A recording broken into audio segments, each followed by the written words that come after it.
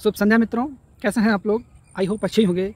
तो हमारे बेस्ट साथी जो सीटेट के एग्ज़ाम की तैयारी कर रहे हैं और 7 जुलाई को होने वाले एग्ज़ाम में प्रतिभाग करेंगे, तो हमारे वे साथी जो इस परीक्षा में लगे हुए हैं और अपनी परीक्षा में सफलता प्राप्त करना चाहते हैं, तो हमारे उन साथियों के लिए कुछ टिप्स हैं कि वो किस तरीके से तैयारी करके इस परीक्षा में जो है सफलता प्राप्त कर सकते हैं। क्योंकि मैं भी इस परीक्षा में एक बार बैठ चुका था, तो मेरे जो नंबर्स हैं वो अच्छे नहीं आए थे। अपने अनुभव को कुछ शेयर करूंगा कि किस तरीके से हमें इस बार जो है परीक्षा में तैयारी करनी है और कुछ बताऊंगा। तो सबसे पहले तो फ्रेंड्स यही हमारा कहना है कि जो आपको सीटेट का जो सिलेबस रहता है उसको समझना है कि सीटेट का क्या सिलेबस है। जैसे मैं सेकंड पेपर दे रहा हूँ, बीएड से हूँ, तो उसमें जो है सबसे पहले तो एनसीईआरटी को आपको समझना होगा। जो कक्षा 1 से 8 तक की जो एनसीईआरटी जो बुक्स रहती हैं उसको समझना होगा। इसके बाद जो हमारे जो टॉपिक्स जो यानी जो सब्जेक्ट रहते हैं, पहला तो उसमें सीडीपी होता है और इसके बाद जो है एसएसटी आता है और फिर लैंग्वेज ऑफर्ड होती है, लैंग्वेज 1 हिंदी और लैंग्वेज 2 इंग्लिश, जो भी आप पसंद करते हैं, ये जो है उसके सब्जेक्ट रहते हैं। और इसके बाद में आपको जो है परीक्षा का जो सिलेबस है उसको समझने के बाद ये डिसाइड करना होगा कि आप उसमें किस तरीके से तैयारी करें। सिलेबस को समझने के बाद आपको ये समझ आ जाएगा कि किस जो है जो सब्जेक्ट है उसमें कितने क्वेश्चन पूछे जाते हैं और क्वेश्चन के आंसर किस तरीके से दिए जाते हैं, ये हमें समझना होगा। और इसके बाद जो है वो ये है कि एक टाइम टेबल बनाएं। कोई भी परीक्षा है उसमें सफलता प्राप्त करने के आपका एक समय होना चाहिए कि हमें कौन से टाइम पे जो है कौन सी जो है सब्जेक्ट को पढ़ना है, कितना पढ़ना है, क्या पढ़ना है, कैसे पढ़ना है ना। स्मार्ट एजुकेशन, उसके बारे में समझना होगा कि कुछ लोग होता है कि बहुत सारा सिलेबस पढ़ डालते हैं, तो उससे नहीं, हमें समझना ये होगा कि हमें क्या पढ़ना है और कितना पढ़ना है और पढ़ना कैसे। ये चीज़ें मायने रखती हैं। और इस चीज़ को ध्यान में रखते हुए आप अपनी परीक्षा की जो है तैयारी करेंगे तो मुझे नहीं लगता है कि ये जो सीटेट जो है वो रह जाएगा। आप खुद पर भरोसा रखिएगा।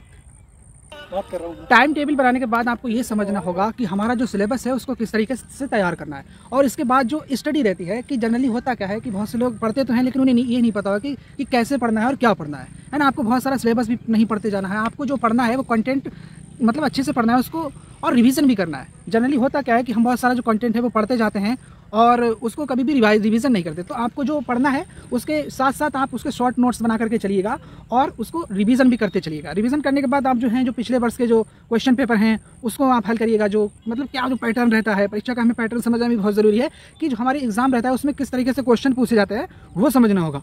और इसके बाद में जो मतलब मेन जो टॉपिक है, और इसके साथ साथ आप जो मॉक टेस्ट रहते हैं उसको लगाएं, मॉक टेस्ट लगाएं, जिससे आपको ये पता लगा कि आपने अब तक जो पढ़ा है, आप जो आंसर है उसको किस तरीके से देते हैं, आपके जो आंसर देने का तरीका है वो कैसा है। तब जो है फ्रेंड्स, अगर आपके जो आंसर्स हैं जैसे कि मान लो सीडीपी हो गया, उसमें आपके 30 में से कितने सही जा रहे हैं। अगर 30 में से आपका जो है 11-15 स्कोर रह रहा है तो आपको सीडीपी जो है बहुत अच्छे से समझना है, क्योंकि सीडीपी में अच्छे नंबर आ जाते हैं। बट जो एसएसटी रहता है उसमें काफ़ी मेहनत करनी होती है, क्योंकि एसएसटी का जो सिलेबस है वो एनसीईआरटी बेस्ड होता है, तो उसको समझने में थोड़ी ज़्यादा मेहनत करनी होगी। उसमें जो 60 क्वेश्चन आते हैं तो आपको बहुत ज़्यादा मेहनत करने की ज़रूरत है। मॉक टेस्ट लगाने हैं, सिलेबस को समझना है, रटना नहीं है। और इसके बाद जो हमारी लैंग्वेज 1 हिंदी रहती है उसमें जो गद्यांश आता है उसके जो क्वेश्चंस होते हैं वो करना होता है। इसके साथ साथ जो पेडागॉजी रहती है वो भी उसके क्वेश्चन हमें समझ करके करने पड़ते हैं। मॉक टेस्ट लगाने के बाद जितना आपका स्कोरिंग सब्जेक्ट में अच्छा होगा आप उतना बेस्ट करते जाएंगे। मॉक टेस्ट लगाइए, अपने जो ग्रुप हैं, जो फ्रेंड्स हैं, जो टीचर्स हैं, उनसे डिस्कस करिए, अच्छी बुक्स को सिलेक्ट करिए, जो ऑनलाइन कोर्सेज जो मतलब रहते हैं उनको चूज करिए, तब आप जो है सीटेट को बहुत अच्छे से कर पाएंगे। और दूसरी चीज़ ये आती है कि कोई भी परीक्षा हो उसको जो है सफलता प्राप्त करने की उसमें समय का विशेष ध्यान रखना पड़ता है। जनरली मेरे साथ क्या हुआ था कि 2.5 घंटे का समय होता है और मैं जो हूँ वो 90 क्वेश्चन ही कर पाया था और मैंने देखा कि 2 घंटा पूरा हो रहा है, तो मैंने मतलब जल्दी से क्वेश्चन का जो गोला भरा, उसी में जो मेरे मार्क्स हैं वो पिछले साल कम हो गए थे। तो मैंने इस बार जो है एक समय प्रबंधन किया हुआ है। समय प्रबंधन टाइम मैनेजमेंट ये होता है कि उसमें जो है आपको देखना ये है कि आपका सबसे अच्छा सब्जेक्ट, आपकी जो पकड़ है सब्जेक्ट में, कौन से सब्जेक्ट में है। और इसके बाद वो सब्जेक्ट के गोले, वो सबसे पहले उस सब्जेक्ट के गोले भरने स्टार्ट करिएगा। जैसे मान लो आपका सीडीपी में अच्छा पकड़ है तो आप सीडीपी के गोले स्टार्ट कर सकते हैं। और इसके बाद अगर आप मान लो आपकी हिंदी अच्छी है तो आप हिंदी के सबसे पहले गोले भरें। ऐसा नहीं है कि आपने इंग्लिश के स्टार्ट कर दिया, या मान लो एसएसटी का जो सब्जेक्ट आपका सबसे अच्छा हो आप उसके गोले भरने स्टार्ट करिएगा।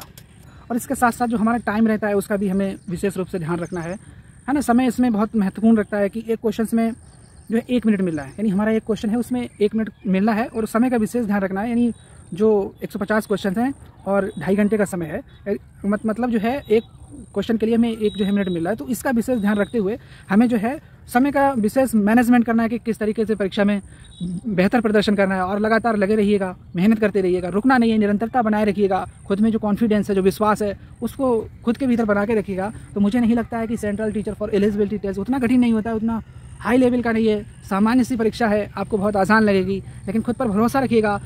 और जो ऑनलाइन क्लासेस रहती हैं उसको भी आप देख सकते हैं, कोई दिक्कत की बात नहीं है। मुझे आशा है कि हमारे वे साथी जो central teacher for eligibility test की जो परीक्षा दे रहे हैं वो इस एग्ज़ाम में बहुत अच्छा प्रदर्शन करेंगे और ये जो प्रीलिमिनरी टेस्ट है उसमें सफलता प्राप्त करेंगे। बहुत बहुत धन्यवाद, बहुत बहुत धन्यवाद।